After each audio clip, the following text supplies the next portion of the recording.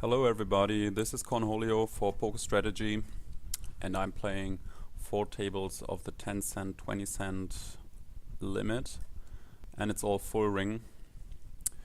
I think 4 is a good number of tables.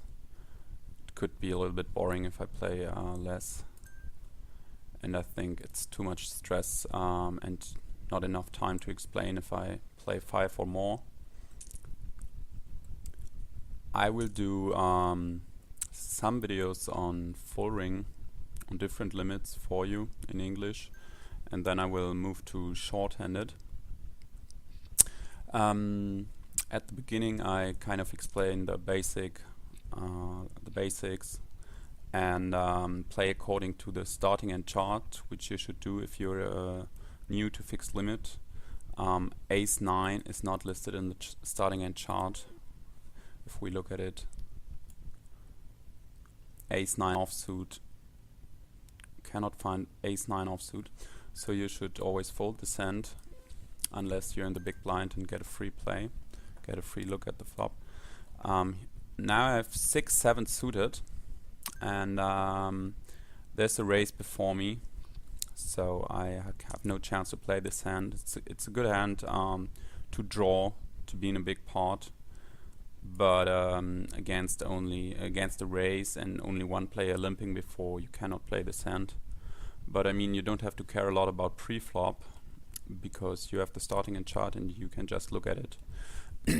I mean, it's not very difficult to understand, but I will explain a little bit when I have a hand how you use the chart.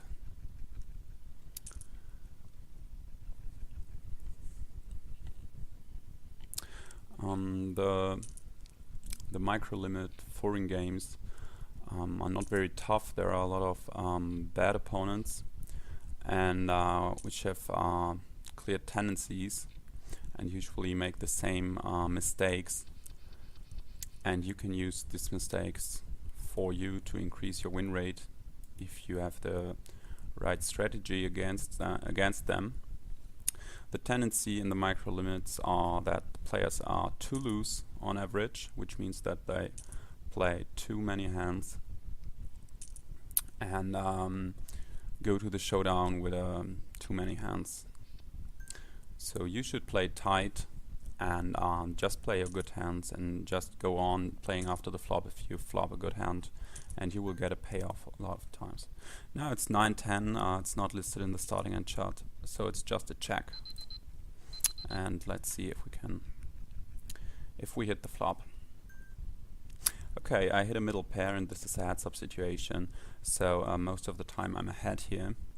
You should generally bet every pair if the pot is unraised and you only have one opponent, just because it's not very likely that he has a better hand. I have middle pair against some sort of random hand, so I should protect my hand and bet. And same on the turn. I have no reason to believe that he has a better hand. He just calls pre-flop, he calls the flop. I think I'm ahead here, therefore I lead out again. If he raises me, I'm willing to find a fold here, just because the pot is very small and there's no reason for me to find out if he's bluffing. That's just too expensive. You should not always think that people are bluffing. You should generally lay your hand down if there is a lot of action and you have less than top pair.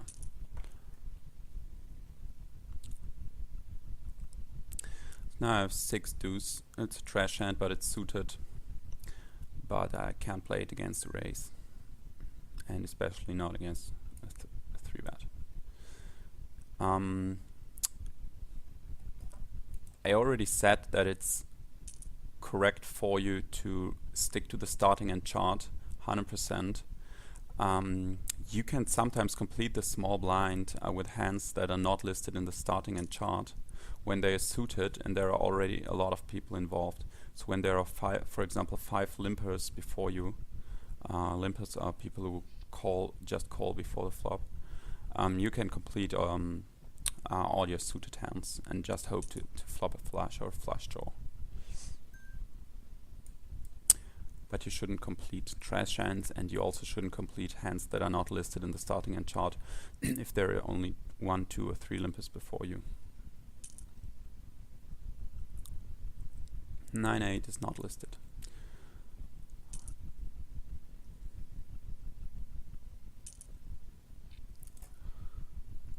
And 6 tray is also not in the chart. One of the worst hands. So maybe I just explain a little bit the starting hand chart. I mean, you have to know your position on the table. You can find these explanations in the strategy section of Poker Strategy. This is the button, so this player is the dealer, and the next position is the cutoff, and then there are the middle positions and the early positions, the UTG positions. And that's what you find here in the chart. The first 2 seats after the blinds, middle position and the cutoff and the button.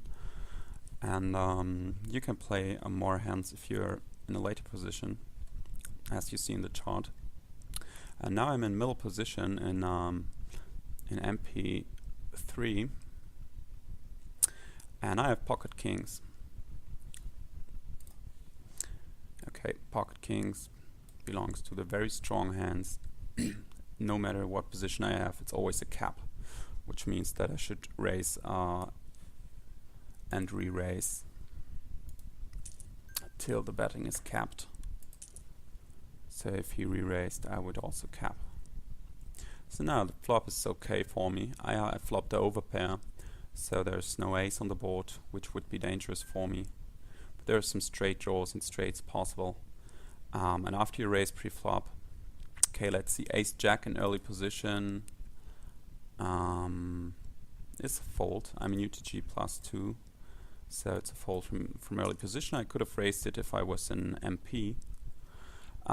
When you raise pre-flop, no matter if you hit the flop or not, you should always bet if there are only 1 or 2 opponents left.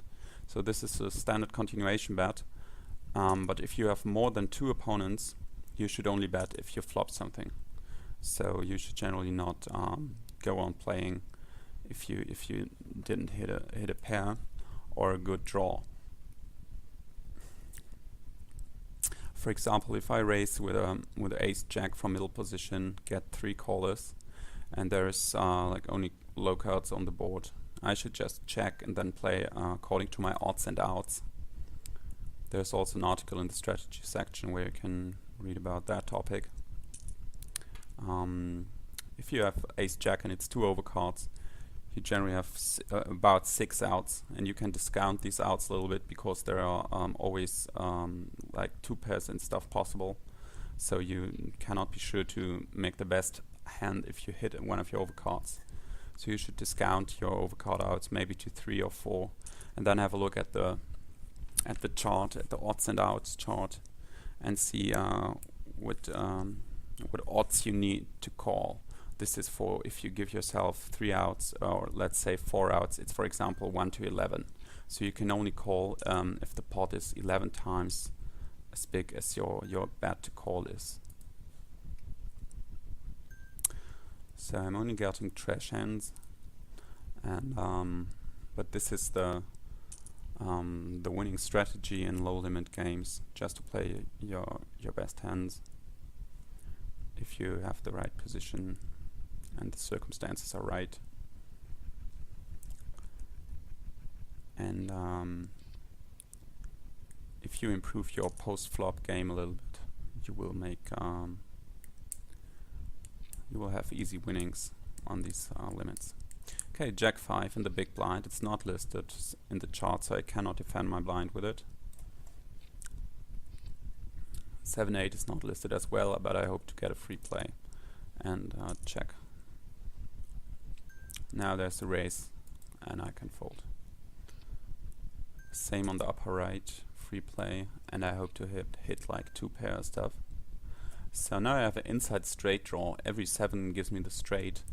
but I have to discount these outs because there could also be some flush draws outside. So it's not if there's the 7 of spades come in, I cannot be sure to have the best hand. That means that I have to discount my outs. So I only have 3 clear outs. For 3 outs, I need odds of 14 to 1, like 15 to 1. So the pot must be very big that I can call on 3 outs. Okay, King 9 is a muck, and Ace King is the easy open raise from every position of the table. 5-6 suited in the small blind is a fold. And here it's a check and fold because I will not get the odds. The pot is very small, and I cannot draw to my inside straight draw. Okay, Ace King, if you look at the chart, it's a very strong hand, and I get a 3-bet, but I'm still ahead most of the time, so I cap it to get a lot of money in the pot. And as I said, after if you hear the preflop raiser and now I'm the preflop capper, this is the same. You should always bet the flop. I would also bet the flop without a hit, but now it's even better.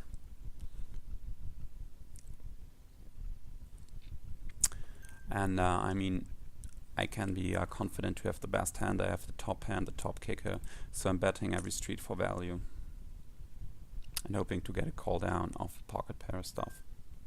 I mean, he 3-bet pre-flop, so he could easily have a pocket pair like kings or queens or jacks. Or maybe he has a worse ace and is scared of my cap and it's just calling down.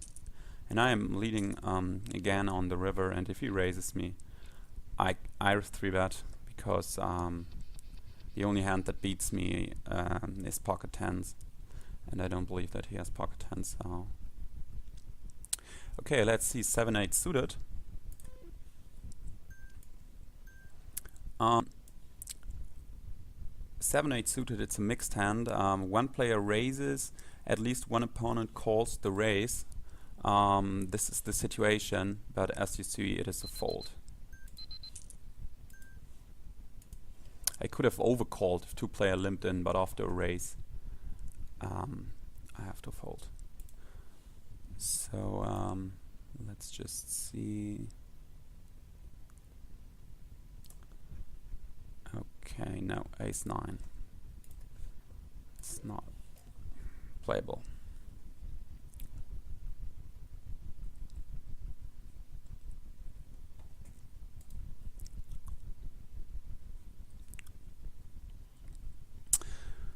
So these are the important topics if you're new to fixed limit, to understand the odds and out concept. You should read this article very careful because it's very important in low limit games. Always, if you don't think you have the best hand, but you may have some outs in the deck which improve your hand, you should think about your odds and outs, and you should count. You should look about the pot size, which is very important. And you should think about how much you have to discount your outs. And you should think about your implied odds. That means that you should see if there's a good chance for you to win a big pot. For example, if you have a straight draw to the nuts and there is no flush draw possible and no full houses possible, and there are a lot of players who make a lot of action, you have good implied odds, because if you hit a straight, you can be very sure to get a lot of action and to get some more bets in. But if it's a small pot and nobody shows strength, your implied odds are very low because nobody seems to be willing to give your action if you hit. And the same thing with discounting your outs. You should see if the flop is suited or if it's rainbow, and if you can be sure to make the best hand with hitting your out, or if you maybe only hit the second best hand, and the second best hand is the worst hand in the whole game because it costs the maximum. Okay, here I'm in under the gun +1 early position, as we saw ace jack as a mug. I could raise ace queen or ace jack suited in this situation. Okay, king jack in middle position. It's a mixed hand. Middle position, it's a fold. Now it's all players fold, middle position, fold. If I would have been in late position, like on the cutoff, and nobody limps in before me, I should have raised, as you see here. All the mixed hand can be raised, can be open raised. That means you can raise them if you're the first to act.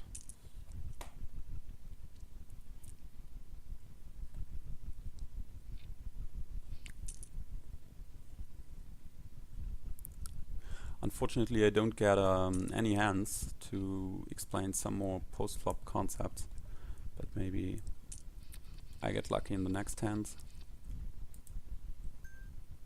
Now I get a free play again, and we're heads up on the flop. This is some sort of special situation. I already said that you should generally check and fold your hand, or check and call if you have the odds and outs. But if it's in this special situation, unraised pot, and it's heads up, so only one opponent, you can lead out then to try to steal the pot. So this is some sort of standard bluff, which you can do, and which is has a positive expected value also in the micro limits, because I mean a lot of times you also miss the flop and then he will fold, and he folds a better hand usually. So, but if you get like action, like he's raising or calling, you should just give up your hand, check fold the turn, or in this case just fold to the raise. This is like the only situation where you can try to bluff. Usually makes no sense to bluff because, as I said, the players are too loose. Okay, this is a hand that you can, it's not listed in the chart, but it's okay to complete this in the small blind because it's suited and connected. This is a suited one gapper, and this is also good, also good enough to complete if there's only one limper. But now I can check and fold. I missed the flop completely, and I could check and fold on the bottom right table because I had nothing. Okay, I still have nothing, and I will not bet. I mean, the pot is only 29 cents. I will bet 20 cents to win this pot. You know, so it's just not worth it. Now I hit a 6, and my decision is whether to bet for myself, but this would only make sense if a worse hand could call. And I don't see a worse hand calling here. Which worse hand would call? Maybe a tray calls, but I think he would have betted tray. So most of the time he has nothing in this spot. And you know, and why should I bet then? He folds if he has nothing. So I try to induce a bluff. I check and hope that he bets because he thinks I have nothing as well. And then he tries to steal the pot, and I can catch his bluff by calling, and I win with my 6. A check fold, checking and folding to a bet would have been too weak because he showed a lot of weakness. He would not bet the flop, not betting on the turn. So it's very unlikely that he has a pair. So I can be pretty confident that I'm ahead in this spot. But as I said, there's no reason for me to lead out because there are no worse hands which are likely to call. And if this is not given, worse hands that could call, you should generally not bet on the river. It's always the same questions you have to ask yourself if you're on the river and think about betting or checking and calling. A bet only makes sense if either better hands fold, better hands could fold, or worse hands could call. So let's see. I'm in middle position here, and ace 4 is a mark in middle position after nobody limps in before me. So if on the river, if you bet and better hands could fold, for example, like you're on a bluff and it's possible that a better hand folds, it's likely, then you can bet then, and you should always bet if it's likely that a worse hand calls. That this is just a value bet. So if you have a top pair, top kicker, you should bet the river in order to get a call of a weaker hand, and it's likely that a weaker hand calls because probably every worse top pair calls you a lot of middle pairs and stuff. But in a situation like this on the upper left, was just not likely that a worse hand is calling because I don't expect him to call like king or queen high in this situation, and there were no lower pairs possible, only the tray only the pair of trays, but this is unlikely that he has the pair of trays. This is a good drawing hand, but you can only play these hands in late position when there are limpers before you, just because if I limp in, it's too likely that somebody after me raises and isolates myself, and I don't want to get isolated by a better hand. I only want to play this in a multi-way pot, and I cannot be sure that there is a multi-way pot is created after a limp in. If you open limp from early position with these sort of hands, you get yourself into non-profitable situations, like everybody folds and the big blind is raising or stuff. You should be very tight in early position. Only raise your best hands and not limp in. Okay, King Jack again. I'm in middle position. UTG, UTG1, UTG2, MP, MP2. It's a fold there. Okay, yeah, Ace6 is some sort of mixed hand. Ace9 to Ace Deuce, and in a middle position, one player called no player calls the big blind, so it's a fold. Yeah, all players fold. Middle position fold.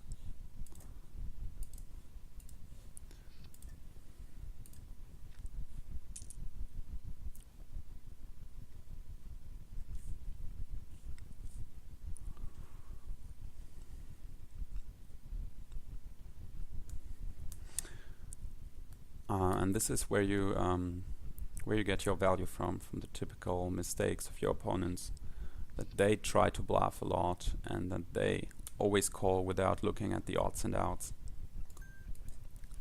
and you get in a lot of plus EV situations there.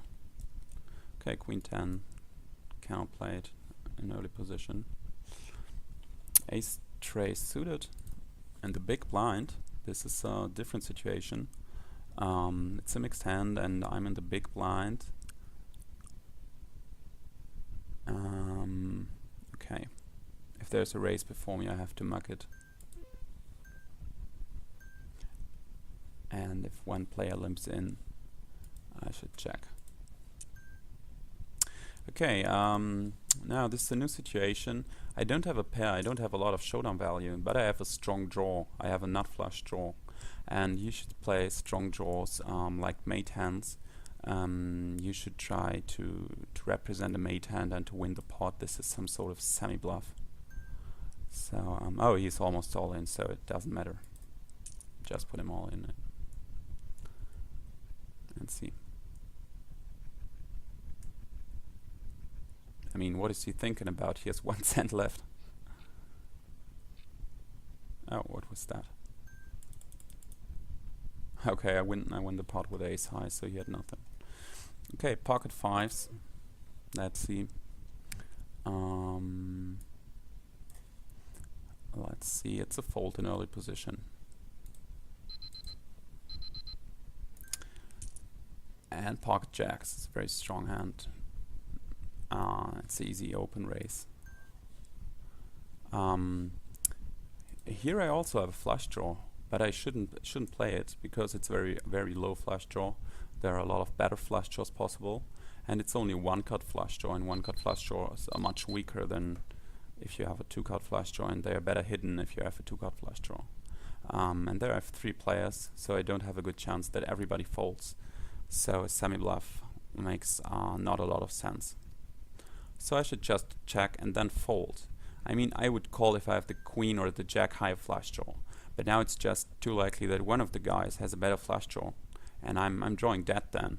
You know, I draw on the second best hand, and you should avoid these situations.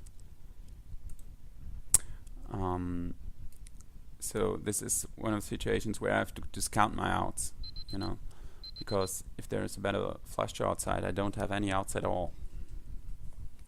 And the pot is small, so it's not worth to fight about it, like if I try a semi-bluff or something.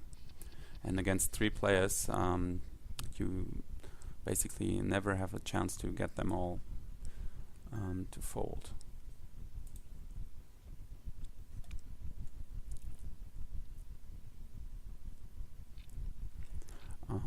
But this does not mean that you shouldn't bet and raise a strong draw if you have more than 2 or 1 opponent, because there could be another reason to play it aggressive than to create fold equity, and that is if it is for value. So if you have 2 or more opponents, you can play your strong draws, your good open-ended straight draws, and your flush draws for value, because you have more than average equity. This means that more than the average size of the pot belongs to you, because you hit your draw often enough.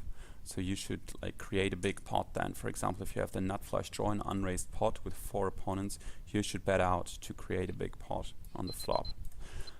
But then if you're on the turn, you should slow down, because usually you cannot play your draws for value on the turn if you have no hit, because there's only 1 card left coming, and you are then only hitting your draw in like 1 or 5 times, and this is not enough to play for value. So you should try to go get cheap to the river once if you're on the turn, but on the flop you can try to put money in.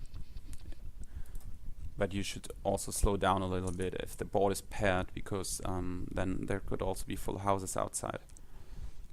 But a good flush draw on a drawless board is usually worth a bet and also a raise.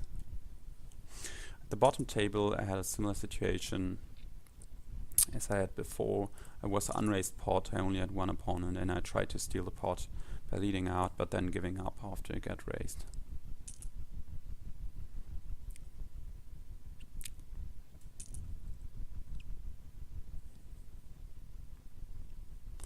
I mean, it's no mistake to just check and fold in a situation like this. And if you know your player and you know that he never folds, it's not worth to bet and try to steal the pot.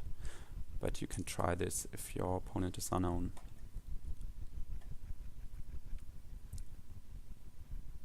Okay, King Jack suited in the big blind. That's a speculative hand, and in the big blind it's a check. It's a raise if everybody folds, and if one player raises, okay, if there's a raise before me, I should always call. So now there's the raise, and there are several more players involved, and I could call this hand because this is a drawing hand. That means that I have a good chance to make a flush or a straight with it, and that's where I want to play in a big pot. It's a good multi-way hand. Okay, ace jack. Now I'm in middle position, and I should open raise this, and should also raise if there are limpers before me. But now there's a raise, and against the raise, I cannot play ace jack. It's too likely to be dominated against a higher raise, and then I make the second best hand a lot of times. As I said, the situation is the worst possible. Okay, now this is a little bit difficult because I made the middle pair, and I also have a gut shot straight draw. Every 10 gives me the straight, but not the nut straight. So I don't think that I have a very good chance to be ahead against all these opponents, because this guy raised pre-flop and then bets the flop against 4 opponents. This indicates a strong hand, like minimum the queen or better. So I don't think it's worth playing aggressive to protect my hand, because I don't think I have the best hand. For that reason, I'm just drawing. The pot is 1.10, and I only have to pay 10, so I'm getting 1 to 11. I have to discount my outs because ace king makes a higher straight if the 10 drops. And let's just see, queen jack suited. It's a call in middle position.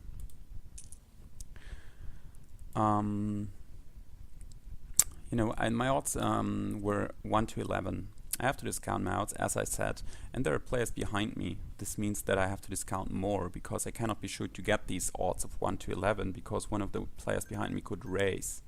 So, but nevertheless, the odds were good enough, because I have 4 outs on a straight, and I have probably outs on the jack, and also my outs on the king could be good.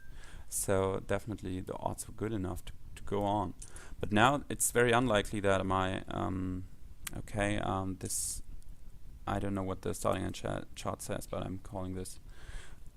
but there was no hit, so I can just fold the flop. Okay, upper left cap with ace king. Okay, I think this was a fold after starting a chart on the bottom table after a raise and a re-raise. Upper left, I capped, and as I said, I'm following through. I'm making a continuation bet, and now I get raised, and I can be pretty sure to be behind now because I kept pre-flop. I showed a lot of strength, but nevertheless he's raising me. So his most likely holding is an overpair, like pocket nines to pocket aces. But I cannot fold because of the outs. I'm getting 1 to 12. And now there's an ace, and you should generally, most of the time, lead out if you hit on the turn, if you hit one on your overcards, to avoid a check behind. As I said, his most likely holding is an overpair. And I don't want overpair to check behind. So I lead out to get a call down from overpair. And I will bet the river again for value. So he was like 100% on overpair. Let's see what he had. He had pocket tens. Okay, ace deuce suited against the race. Okay, this is hard for me to fold, but I think it's a fold. Okay. I mean, usually I wouldn't fold this if I play on my normal limits. Just because if you're in higher limits, a lot of people tend to steal blinds and to raise very loose from the stealing positions, especially from the small blind, and ace four is too good to fold then against the steal raise. But as I said, it's best just to play according to the starting end chart in the micro limits, because you avoid difficult situations post flop where you don't know how to act, and probably lose too much money if you're in the hand with too many like mediocre hands. Okay, and bottom table, bottom right, with this king jack of clubs, it was a little bit difficult this hand to play, but on the turn it was a fold because my odds were much worse and there were still two people behind me who could raise, and there's the ace, so so he could easily have like two pairs, so my two pair outs are dead and stuff, and just not enough outs to go on playing there. Okay, easy fold. As king 7 off is.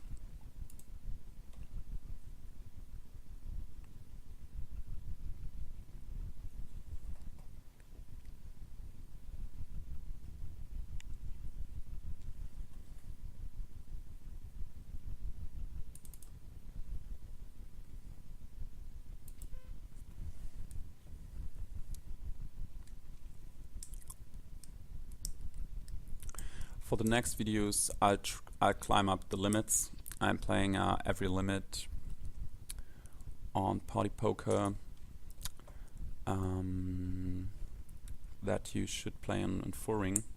So next video will be 15, 30 cent, and 25, 50, and 51. And then I will also do some short-handed videos, but only on 50 cent, $1, and $1, $2. Okay, let's just see. Ace 10 is a mediocre hand, and against one player raises in the big blind, no other player involved, it's a call. I defend my big blind, and I didn't hit, so I can check and fold my hand. It's not a very good board because there's a high cut he could easily have,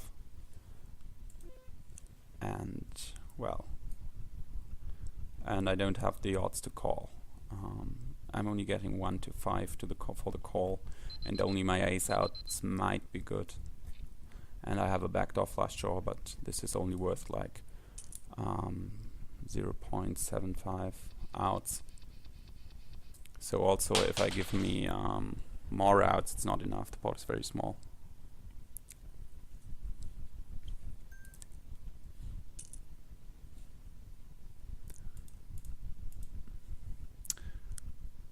A lot of beginners overrate these ace-high hands. Ace-deuce is a very bad hand because usually everybody likes to play aces, and you are very likely to be dominated if you play ace-deuce. For that reason, you should generally avoid to play these hands, because if you hit your ace, you will probably not get a payoff of worse hands, because everybody will be scared of the ace on the board. And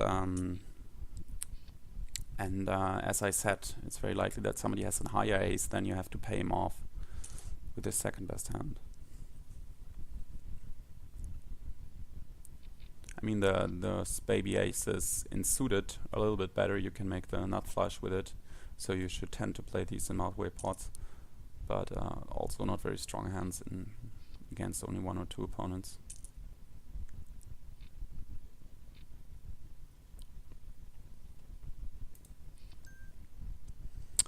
Okay, fold, fold, and queen 8 is a fold as well.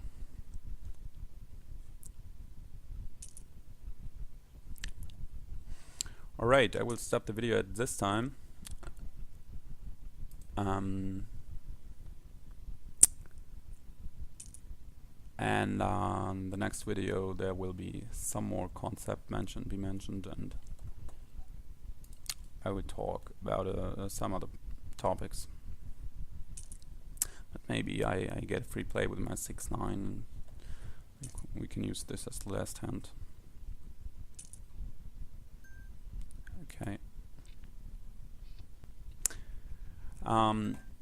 In these situations, I would bet out every top pair hand. So also, if I had queen deuce in this spot, I would bet. In an unraised pot, top pair is always strong enough to bet out. Now I have a gut shot straight draw. Every 10 makes the straight. I'm getting 1 to 5 to call, but I need like around 1 to 10 to call. And I have to discount my outs because there's a flush draw possible, and then don't make the nut straight. So my draw is very, very weak here. So it's definitely a clear fold. It would be a huge mistake to call here. Okay, so now pocket queens is the last hand. Easy raise and easy cap if I get a re-raise.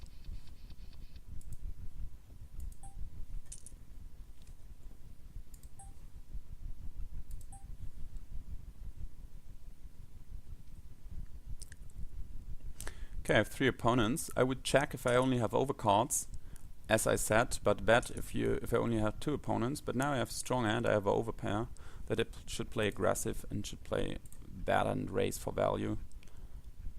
There's no reason for me not to believe that I'm ahead here. If I get a re-raise, I make a 3-bet, just because, as I said, my overpair is strong enough to... but if I'm now getting raised on the turn, I would not 3-bet, because this shows much more strength.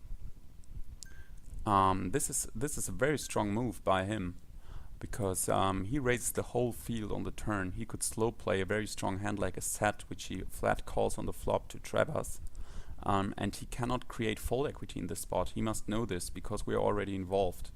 So I cannot 3-bet here, but a fold would be too weak, because I can never be sure enough that he not overplays a 9 or something. So, and this is not a good river card, because the flush draw was completed. He could have semi-bluffed with a flush draw, and he could also have maybe sometimes have an ace. So my plan was to check and call. I could not check and fold because of the pot size, but he was obviously overplaying a pair. Let's see what he had. He only had a 9, so he overplayed it a little bit by only calling the flop and raising the turn in a multi-way pot. This usually indicates a much stronger hand.